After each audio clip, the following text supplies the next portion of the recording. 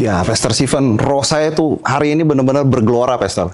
Kelihatan beda sih. Beda dong, Pastor. Wow.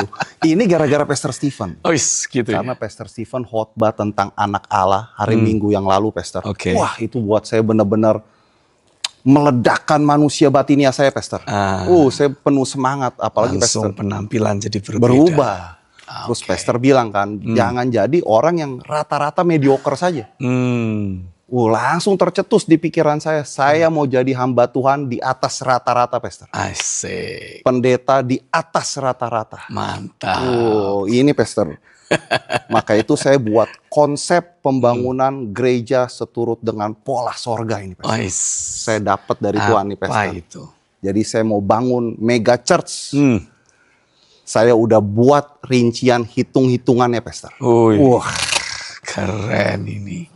Kan ini beda ini pemirsa. Beda, Pastor. Beda ini. Jadi saya harus harus ada perencanaan. Nah, Pastor Steven kemarin bilang harus terima firman, deklarasikan, buat perencanaan. Ya. Ini dia, Pastor. Perencanaan sistematis, Pastor. Wow. Tentang pembangunan gereja mega church yang akan saya buat, Pastor. Mantap sekali nih. Saya kasih spill sedikit ya, Pastor. Boleh.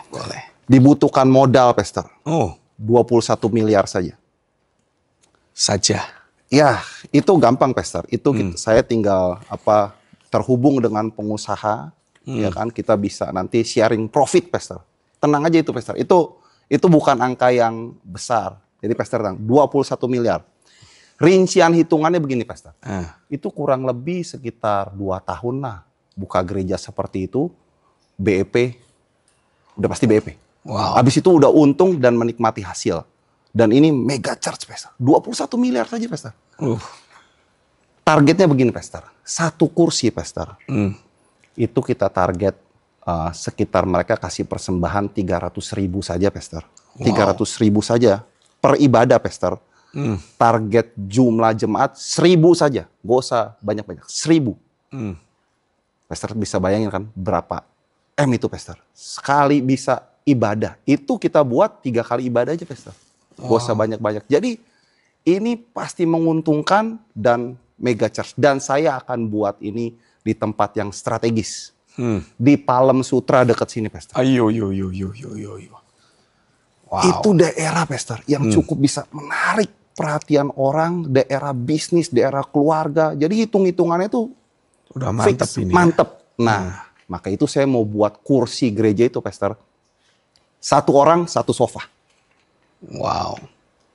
Mantep kan, Pastor? Jadi nggak kursi-kursi yang kursi-kursi bakso, apalagi kursi-kursi ya cuman merah-merah gitu. Enggak, Pastor. Harus 1 orang 1 sofa nyaman. Tunggu dulu Gideon. Saya mau nanya, ini yakin kamu dari Tuhan?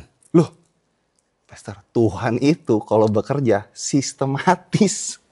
Iya, tapi perasaan Pastor. dari tadi yang kamu bahas itu cuman duit, cuman kemewahan, nggak ada Tuhannya. Tunggu, Pastor. Di belakang. Di belakang. Okay. Jadi saya ini baru konsep, Pastor.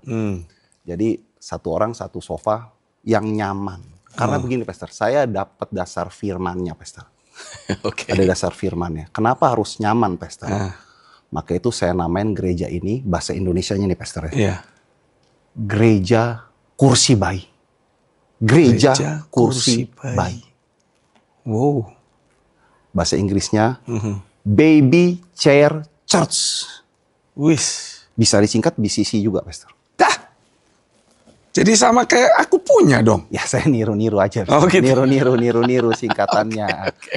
Baby Chair Church atau gereja kursi bayi. Ini bisa jadi denominasi baru atau sinode baru di Indonesia. Bisa. Kenapa? Itu ada filosofinya. Kalau ini benar, Pastor. 1 Petrus 2 ayat 2. Apa itu? Kita harus seperti bayi. Haus susu yang murni. Dasar firmannya jelas, Pastor. Jadi gini, Pastor. Kalau duduk kan kursi bayi itu, Pastor. Duduk harus dibuat nyaman. Saya terinspirasi waktu ngasih makan anak saya, Pastor. Saya harus menghibur. Taruh di kursi bayi, saya harus hibur. Makan. Nah, itu harus jadi konsep gereja, Pastor. Jadi duduk di kursi nyaman. Ada hiburan di depan. Penyanyi premium kelas semua. Jadi waktu nyanyi mereka nyaman, lighting lampu, Pastor. Ya. Jadi konsepnya tuh kita juga apostolik, profetik, diskotik juga, Pastor. Apostolik, profetik, diskotik. Jadi lampu lighting. Itu hiburan. Keren. Hiburan, Pastor. Keren. Jadi waktu keren. jemaat itu duduk di kursi yang nyaman, kita tinggal suapin aja. Suapin terus, suapin. Ini pertumbuhan gereja alamiah dan akan jadi gereja terbesar di Indonesia. Itu pasti, Pastor. Wow. Passionate kan saya, Pastor. Ini baru di atas rata-rata, Pastor. Panggungnya juga kita buat bagus. Saya ada di atas. Ini udah bisa kelihatan tuh, Pastor. Nice. Pastor bilang kan, kalau udah bisa melihat, imajinasi kita lihat, itu iman kita bisa ambil, kita bisa raih. Nah, saya udah lihat. Mantep nih, Pastor. Gimana, Pastor? Wow. Cocok gak, Pastor? Cocok Keren gak, Pastor? sih. Nah, itu konsep yang saya minta. Nah, ini benar, Pastor. Tolong, Pastor, ini harus direstui. Saya buka kursus gak bisa. Jangan sampai yang ini, Pastor. Kalau nggak ada masa depan nih, Pastor. Mau ngapain lagi, Pastor? Buka kursus nggak bisa, buka gereja nggak bisa. Mau ngapain lagi? Tolong yang ini, Pastor. Saya udah kasih sistematikanya, konsepnya, semuanya. Terus juga nama udah saya kasih, Pastor. Tinggal saya butuh doa. Dasar firmannya jelas. Kalau itu kan nggak bisa dibantah, Pastor. Harus jadi. Iya, 2 ayat 2. Jadi bayi gitu. Jadi kalau jemaat bayi terus itu lucu, Pastor. Kasih firman, kita hibur, ayo makan firman, gitu, Pastor. Jadi saya mohon doa, Pastor, untuk saya mau nanya dulu nih, Gideon. Saya tahu anak kamu tuh sekarang sudah bukan baby lagi. Oh iya, udah mau 5 tahun. Waktu kamu masih baru punya anak, waktu masih baby, kan itu yang tadi kamu cerita tuh, wah kamu bikin segala macam pertunjukan supaya dia terhibur, nggak rewel, mau makan. Terus kan pas dia ketawa tuh, Pastor, buka mulutnya, kita masukin. Mirip kayak jemaat kan, Pastor? Iya. Tapi kan anak kamu tidak baby terus. Oh iya, betul. Sekarang udah bertumbuh, Pastor. Ketika dia sudah mulai bertumbuh kan, perlakuan kita terhadap dia pun harus berubah. Iya, udah nggak gitu lagi saya memang. Makanya itulah. Jadi saya harap kamu doakan lagi deh. Ini konsep tentang gereja kursi bayi ini kamu. Gereja kursi bayi. Kamu doakan ulang. Karena saya tahu, saya yakin bukan itu yang Tuhan mau. Tuhan tidak menghendaki gerejanya itu terus diisi oleh orang-orang yang bayi rohani terus. Dan pengertian yang ditulis oleh Rasul Petrus dalam 1 Petrus pasal yang kedua, ayat yang kedua itu sama sekali tidak ada kaitannya dengan kondisi jemaat yang bayi rohani. Tapi menunjukkan kualitas jemaat yang punya hasrat, punya kehausan, kelaparan seperti seorang bayi yang sehat. Jadi bukan harus bayi terus atau dikondisikan supaya bayi terus. Tidak boleh. Alkitab juga menegaskan bahwa gereja Tuhan itu disebut sebagai mempelai wanita Kristus. Masa kamu mau menikah dengan bayi? Oke.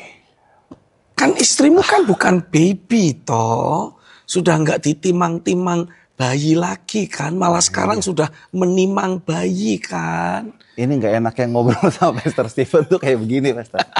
Menggagalkan rencana, mematahkan semangat, Pastor. Ini keliru, salah. Saya bukan menggagalkan rencana dan semangat kamu. Tapi saya sedang meluruskan apa yang Tuhan ingin kerjakan dalam diri kamu sehingga tidak disalahpahami. Karena kalau kita mau berbicara tentang kesalahpahaman, Gideon, saya mendapati di luar sana itu ada banyak sekali hamba-hamba Tuhan yang punya potensi luar biasa. Tulus, murni, ingin menyenangkan hati Tuhan, persis kayak kamu. Nah, masalahnya mereka ini kadung terlanjur punya persepsi atau melihat contoh-contoh kesuksesan pelayanan yang keliru. Sehingga akhirnya tanpa sadar mereka menapaki sebuah perjalanan pelayanan yang ujung-ujungnya justru tidak menyukakan hati Tuhan. Kan kita nggak mau, udah banting tulang, peras keringat, capek-capek, berkorban pelayanan. Ujung-ujungnya nanti Tuhan bilang, siapa kamu? Aku tidak mengenal kamu. Lalu kita komplain, loh Tuhan, aku kan sudah mati-matian pelayanan. Aku bahkan sudah demonstrasikan kuasa, membawa banyak orang datang ke gereja. Tapi Tuhan tetap berkata, aku tidak mengenal engkau. Enyah daripadaku, hai kamu pembuat kejahatan. Pastor, apa Tuhan sesat di situ? Karena begini Pastor, kan kita konsepnya melayani jemaat. Kita kasih yang terbaik. Bayangin Pastor, satu orang satu sofa. Mana ada Pastor gereja yang kayak konsep kayak saya gini. Sofa loh Pastor, bukan kursi, sofa. Masalahnya tujuan kita melakukan perintisan jemaat itu bukan untuk ngumpulin jemaat, Gideon.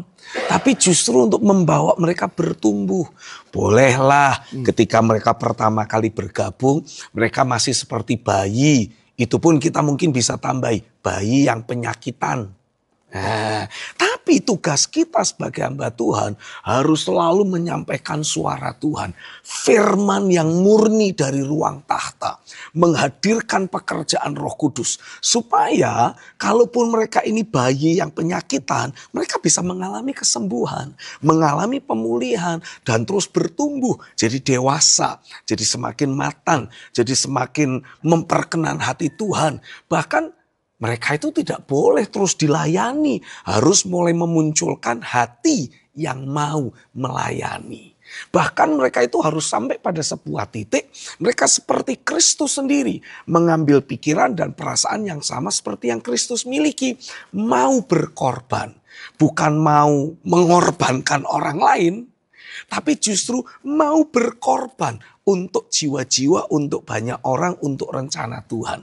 Mau mengosongkan diri, mau menyerahkan apa yang sebetulnya menjadi haknya untuk kemuliaan nama Tuhan. Harusnya seperti itu Gideon. Sehingga seluruh jemaat itu betul-betul bertumbuh, berkolaborasi. Tidak ada yang bersaing, tidak ada yang saling sikut, saling menjatuhkan. Tapi justru saling melengkapi, saling menjagai, saling menguatkan. Kayak jemaat BCC yang saya punya, bukan BCC kamu punya.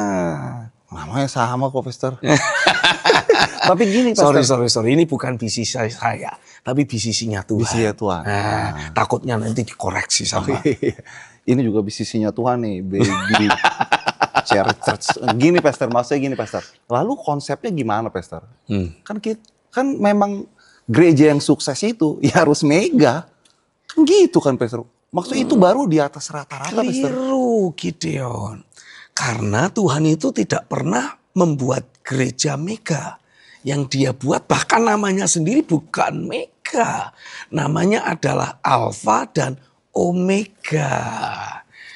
Jadi jangan dipleset-plesetin gitu. Nanti keliru.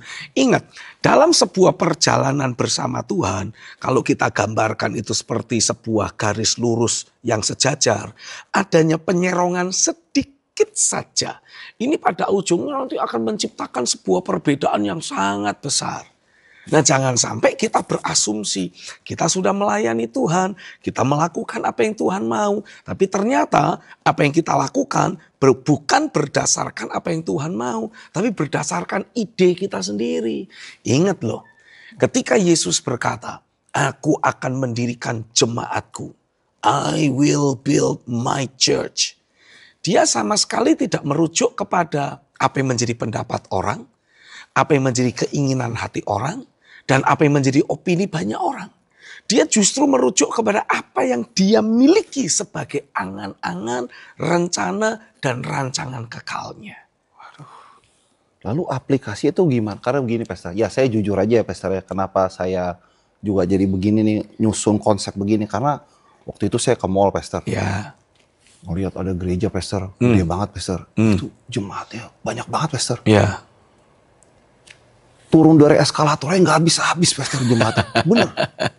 Terus kayaknya di dalam tuh, ini gereja yang sukses. Terus kayaknya kamu bisa, kalau dia bisa kenapa kamu nggak bisa? Kan gitu Pastor. Karena memang kalau nggak, itu kan simbol kesuksesannya itu dapatnya di situ Pastor. Nah inilah dia. Kita tanpa sadar seringkali menjadikan tolok ukur kesuksesan dunia menjadi tolok ukur kita dalam dunia pelayanan. Which is seringkali tolok ukur kesuksesan dunia itu ya didasarkan dari kedagingan manusia, dari keinginan hati manusia yang seringkali berseberangan dengan rencana rancangan Tuhan. Karenanya tolok ukur suksesnya pelayanan dari kacamata Tuhan itu sangat berbeda dengan kacamata dunia ini. Saya tanya, menurut Gideon, ketika Yesaya diperintahkan oleh Tuhan untuk bernubuat kepada orang-orang Israel. Tapi Tuhan sudah ngomong, kamu akan bernubuat dan terus bernubuat. Tapi orang tidak akan mendengarkan kamu. Tidak ada orang yang membuka telinga untuk meresponi apa yang kamu sampaikan. Justru yang terjadi, kamu akan mendapati, kamu akan seperti disingkirkan, kamu akan dikucilkan. Tetapi apa yang kamu nubuatkan itu akan memunculkan tunas kudus. Kira-kira kalau Gideon diberi tugas oleh Tuhan. Gideon, aku mau kamu melayani. Tapi semua orang yang kamu layani tidak akan memberikan rasa nyaman, rasa bangga, rasa hebat dalam diri kamu. Kira-kira bagaimana? Gideon masih mau lanjut? Kayaknya enggak deh, Pastor. Itu tugas berat Tapi juga, Pastor. justru itulah ukuran suksesnya Tuhan. Ketika kita terus berjalan dalam ketaatan walaupun tidak populer. Kayak enggak, maksudnya itu kan kayak enggak ada hasilnya, Pastor. Tapi ketaatan kita itu akan memunculkan sesuatu yang ilahi. Sama seperti ketika Yesus mendengar arahan dari Bapa. Saat dia berdoa, kalau boleh ya Bapa, lalukan cawan ini daripadaku. Tapi dia tahu apa yang menjadi isi hati Bapa. Makanya dia bilang, tapi bukan kehendakku yang jadi, kehendakmu lah yang jadi. Pertanyaan saya, kan arahan yang Bapak beri untuk Yesus, itu arahan yang tidak populer. Masa dia dituntut untuk masuk dalam penderitaan, mengalami penyiksaan, bahkan mati di atas kayu salib. Mana asiknya, mana suksesnya. Oh, iya. Tapi melalui langkah ketaatan yang Yesus jalani, lahirlah gereja Tuhan yang sejati. Lahirlah orang-orang percaya yang awalnya anak manusia, tapi karena pekerjaan firman dan roh, jadi bisa disebut sebagai anak Allah. Nah, lahirnya generasi yang ilahi atau lahirnya tunas yang kudus inilah yang Tuhan mau untuk kita kerjakan. Mungkin memang awalnya terasa berat, awalnya terasa sulit, tidak populer, lahan yang kita garap sepertinya keras. Tapi kalau kita terus taat, Tuhan pasti akan memampukan kita. Dan kita nanti akan melihat semua yang kita kerjakan dalam ketaatan pasti akan menghadirkan realita kemuliaan Tuhan di atas muka bumi ini. Itu ukuran suksesnya. Sama kalau kita belajar di dalam Alkitab. Gereja mula-mula, jemaat orang-orang percaya, para rasul. Jangan cuma melihat kalimat-kalimat yang menuliskan 3.000 orang bertobat. Lalu kemudian jumlahnya bertambah jadi 5.000. Lalu Tuhan terus menambahkan jumlah mereka tiap-tiap hari. Itu yang saya lihat, Pastor. Itu yang saya doakan, Itu Pastor. cuma satu sisi dari koin yang Tuhan tunjukkan. Kalau kita punya koin, tapi cuma satu sisi doang. Sisi sebelahnya kosong. Kira-kira laku nggak kita pakai? Nggak laku. Nggak laku lah, harus dua sisi kan. Nah, sisi yang sebelahnya dari gereja Tuhan yang kelihatannya Tuhan tambahkan tiap-tiap hari, itu adalah aniaya. Aduh. Ada aniaya, ada penolakan, ada peperangan rohani, ada tantangan yang harus kita taklukkan. Untuk kita terus berjalan melakukan kehendak Tuhan. Makanya Yesus sendiri berkata, kalau kamu mau mengikut aku, kamu harus mau menyangkal dirimu, memikul salibmu tiap hari. Untuk bisa mengikut aku. Loh, pikul salib, sangkal diri, itu enggak ada hari liburnya. Tapi Tapi justru sisi itulah yang sekarang sudah hampir tidak pernah dibahas di gereja. Sehingga sebagai akibatnya ya kita akan mendapati ini kumpulan orang-orang yang sebetulnya dulu sukanya ke diskotik. Tapi sekarang pindah ke gereja.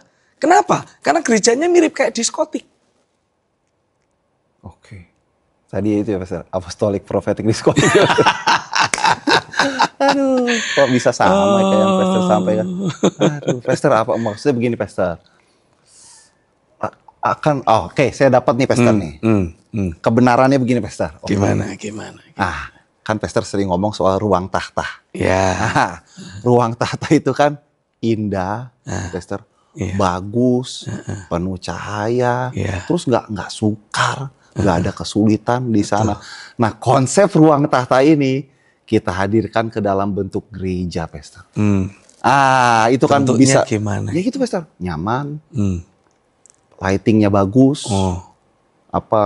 Kan di ruang tahta itu kan suara jelas, sound bagus, ya kan, Pastor. Suasananya nikmat, nyaman. Nah, maksudnya kan itu bisa jadi sisi koin yang satu lagi, Pastor. Masalahnya Gideon, kekristenan kita ini tidak boleh diukur dari suasana ibadah atau kondisi gereja doang. Itu pun kalau kita mau menjadikan suasana ibadah atau gereja sebagai salah satu barometernya, ini kita nggak boleh keliru. Suasana ibadah yang dimaksud bukan karena musiknya yang jedung, jedung, jedung, durung, dung, dung, teng, teng, teng, teng, teng, teng, bukan. Bukan juga karena lampu yang berkedap-kedip dan bikin mata jadi silau. Bukan. Tapi kalau kita mau menjadikan ibadah sebagai tolok ukur, salah satu tolok ukur, ukurannya adalah realita Tuhan. Tuhan harus hadir di sana. Jemaat bukan cuma merasa dipuaskan. Jemaat bukan hanya merasa terhibur. Tapi jemaat mengalami perubahan hidup. Nah, kalau kita bicara perubahan hidup, balik lagi. Katakanlah kita bilang, selama ini orang-orang yang pergi ke gereja dulunya perginya ke diskotik. Tapi sekarang pergi ke gereja karena kondisi gereja persis sama kayak diskotik. Kira-kira kan kayak gitu. Nah, kita harus pastikan hadirat Tuhan itu nyata, membawa perubahan dalam hidup mereka. Sehingga ya kalau kita kaitkan dengan ruang tahta itu nggak berkedip-kedip. Ruang tahta itu konstan, terang, penuh kemuliaan. Kalau diskotik kan kedip-kedip. Nah, harusnya ini orang-orang yang awalnya suka dengan sesuatu yang kedip-kedip harus mulai menyukai yang terang benderang. Karena kita disebut sebagai anak terang. Dan selain itu, tolok ukur kekristenan kita tidak boleh cuma ibadah doang. Justru harus di kehidupan sehari-hari. Kehidupan sehari-hari kita harusnya terus memanifestasikan Kristus dengan segala kepenuhannya. Menunjukkan karakter Kristus dengan semua keilahiannya. Jadi anak terang bukan anak kedap-kedip. Aduh, itu dia yang harus kita praktekkan. Pupus lagi nih Pastor nih kalau kayak begini nih. Tapi saya belum gini Pastor. Dulu ya Pastor ya. Jadi gini Pastor. Kan contoh, maksudnya hadirat Tuhan kan itu bisa dipancing. Begini Pastor, maksudnya pancing gini Pastor. Kan dari suasana hati orang yang nyaman, dia bisa merasakan Tuhan. Contoh Pastor gini. Di Alkitab itu kan tertulis ada asap kemuliaan kayak awan gitu Pastor. Jadi waktu kita lagi nyanyi gini Pastor. Hadiratmu. Terus dari samping ada asapnya keluar. Nah itu waktu jemaat lihat itu Pastor, otomatis sugesti dalam hatinya dia akan merasakan Tuhan hadir. Nah itu kita kayak memancing satu dimensi rohani yang dari Tuhan kayak untuk datang. Jadi saya tahu ayatnya Pastor. Apa itu? Yang lahiriah dulu, baru yang rohani muncul. Itu Pastor. Iya kan? Jadi kita mesti ada yang lahiriah dulu, baru nih yang ilahi datang. Gitu Pastor. Tapi Gideon, kalau itu yang kamu akan lakukan, kita ini hanya bermain-main di areal emosi. Sementara kalau menurut data dari sains, emosi manusia ketika tercetus sesuatu, itu hanya bertahan 90 detik doang. Dan setelah itu akan sirna kembali. Maksudnya nggak permanen gitu? Nggak permanen. Makanya yang kita butuhkan bukanlah gimmick-gimmick emosional. Yang kita butuhkan justru realita jamahan Tuhan. Saat Tuhan menjamah hidup orang, itu memang akan memunculkan reaksi emosional dalam diri orang yang bersangkutan. Tapi karena ini pekerjaan dari Roh Kudus, pekerjaan dari firman yang keluar dari mulut Tuhan sendiri, maka ini akan menciptakan perubahan hidup. Paradigma orang jadi berubah, sikap hati orang jadi berubah.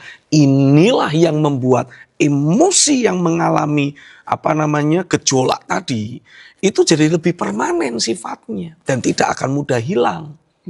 Kenapa? Ya karena ada suara Tuhan yang datang. Ada pekerjaan Roh Kudus yang terjadi. Tapi kembali, inilah yang saya dapati hari-hari ini semakin hari semakin hilang, semakin langka, semakin tidak ada di tengah gereja-gereja yang ya kedip-kedip tadi.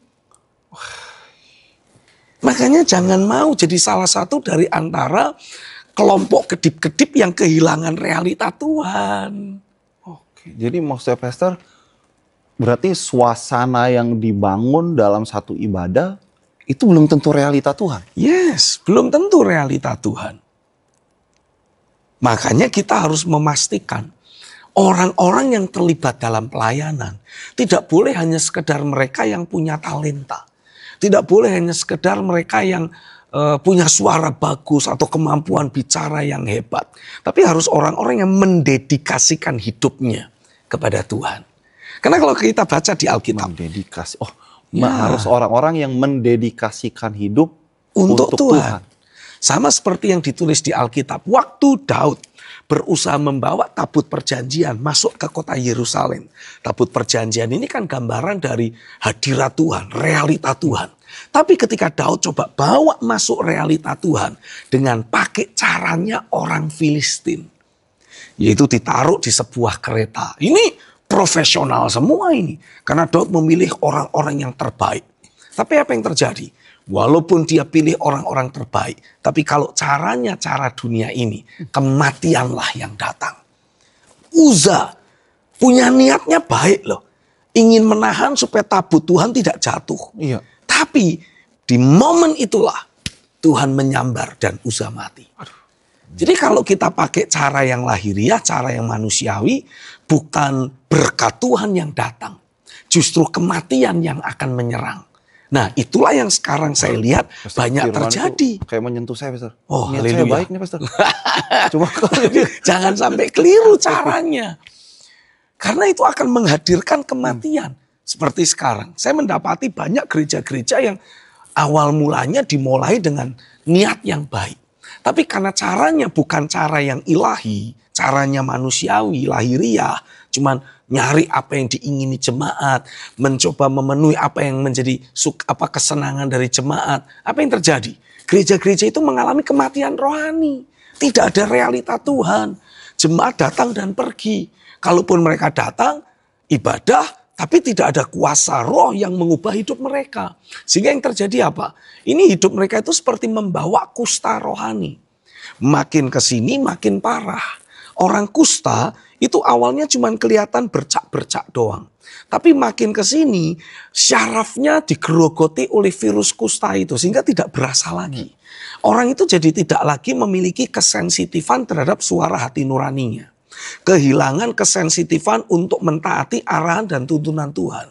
Walaupun dia tahu ini salah, tapi kalau dia sudah kepengen, hajar terus. Makanya ada banyak orang-orang Kristen yang terlibat dalam sebuah bisnis, ternyata juga saling makan-memakan di antara mereka. Kenapa? Karena mereka bilangnya begini, this is business, nothing personal.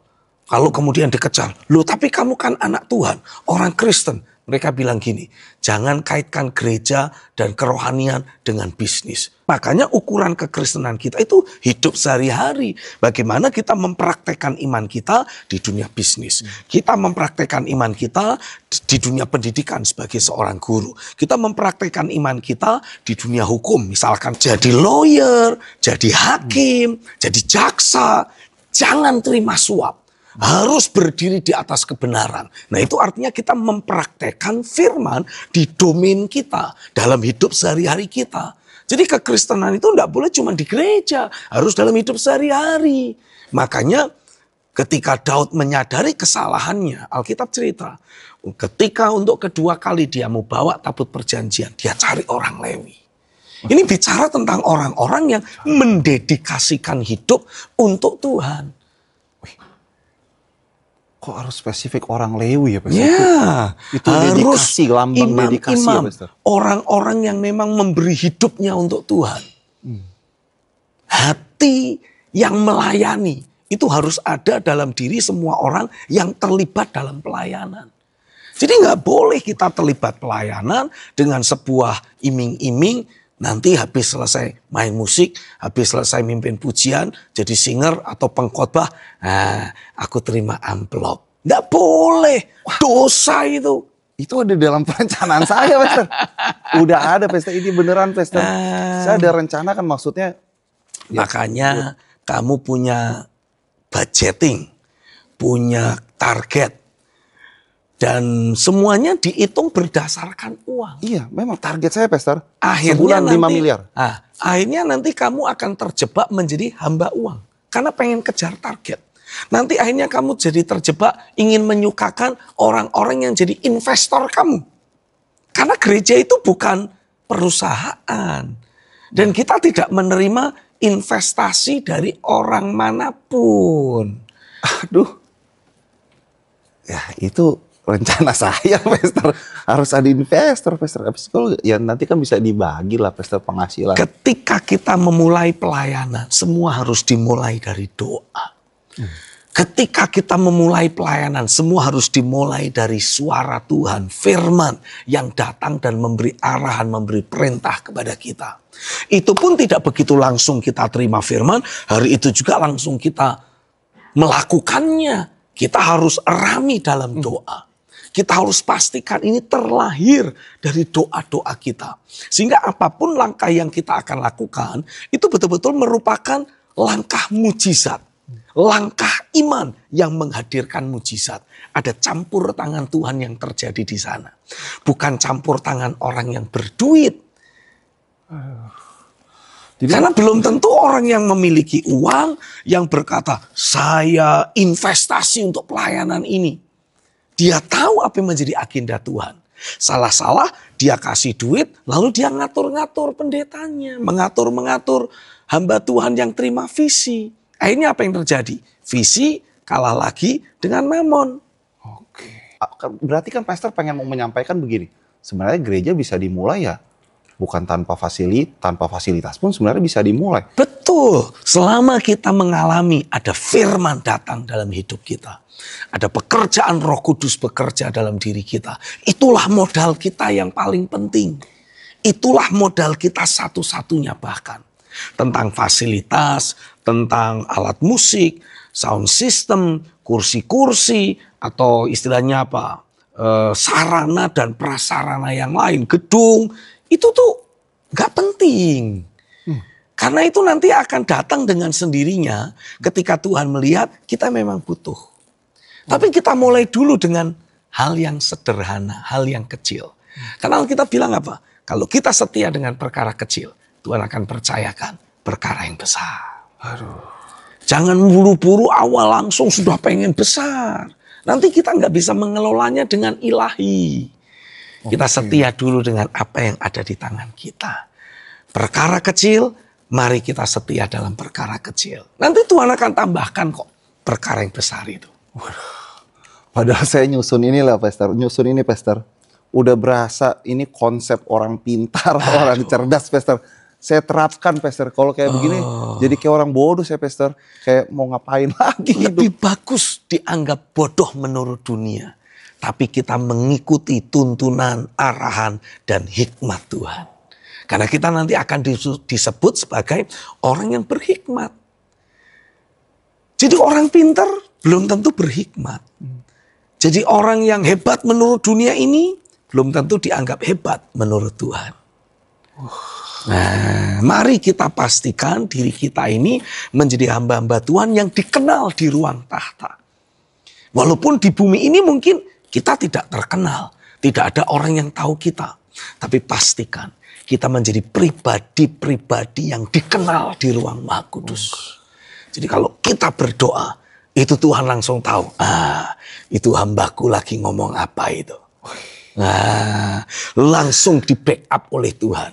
Wah, berarti saya nggak perlu pakai jas, asal Tuhan kenal ya nggak masalah ya, Pastor. Nggak masalah, nggak harus pakai jas gitu. Maksudnya kan ya kalau nggak dikenal sama Tuhan minimal dikenal orang lah, Pastor. Kasihan banget hidup ini, Pastor. Udah nggak dikenal Tuhan, orang juga nggak kenal, sia-sia. Mari kita pastikan diri kita dikenal oleh Tuhan dulu. Nanti pasti cepat atau lambat orang akan mengenal kita. Ya karena dampak ilahi begitu, Pastor, yang muncul. Yes, dengan sendirinya. Istilahnya seperti ini. Kalau hidup kita dikenal di ruang Maha Kudus, dalam hidup kita selalu ada api Roh Kudus yang berkobar dan menyala. Ini kurang lebihnya sama kayak satu bangunan kalau lagi kebakaran. Kita tidak perlu teriak-teriak bikin pengumuman. Semua orang akan langsung tahu ada kebakaran. Oke.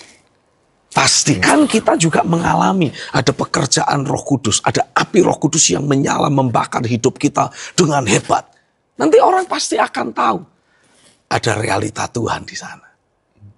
Samalah setelah sekian ratus tahun tidak ada suara Tuhan, tidak ada pernyataan Roh. Kalau tiba-tiba suara Tuhan datang ke dalam hidup Yohanes, anak Zakaria, yang juga dikenal sebagai Yohanes Pembaptis. Di mana dia berkhotbah? Di padang gurun. Tapi orang berduyun-duyun datang ke padang gurun. Gak ada mimbar, gak ada AC, gak ada kursi bagus. Iya ya. Dan gak perlu pakai kolektor. Pakai ada ujungnya lagi, Pastor. Gak perlu pakai kolektor. Gagal target, Pastor. Aduh.